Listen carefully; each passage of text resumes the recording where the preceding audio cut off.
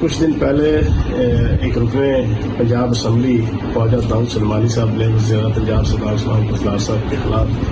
اپنے غم و غصے کا اظہار کیا تو انہوں نے الزام لگایا کہ وزیر پنجاب سردار عثمان قذلار صاحب سے ملاقات ممکن نہیں۔ دوسرا انہوں نے کہا کہ میرے حلقے میں ترقیاتی کام نہیں ہو پا رہے۔ سردار عثمان قذلار صاحب وہ وزیر اعلیٰ ہیں کہ جو اپنے اتحادیوں سے لے کے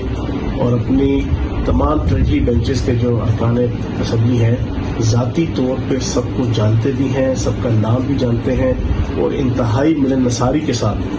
ہر کسی کو ملاقات کے حوالے سے اویلیبل ہے اپنے سیکریٹریٹ کے اندر۔ ترقیاتی کاموں کے حوالے سے میں یہ سمجھتا ہوں کہ بالکل بے بنیاد میرے بھائی کا یہ الزام تھا۔ 2 ارب سے زائد مالیت کا فنڈ جاری کیا گیا حلقہ 285 میں، اور 49 اسکیمز ہیں ترقیاتی جن کے اوپر یہ لگایا گیا، اور 60 کروڑ روپے خرچ کیا جا چکا ہے، باقی آن گوئنگ جاری ہے۔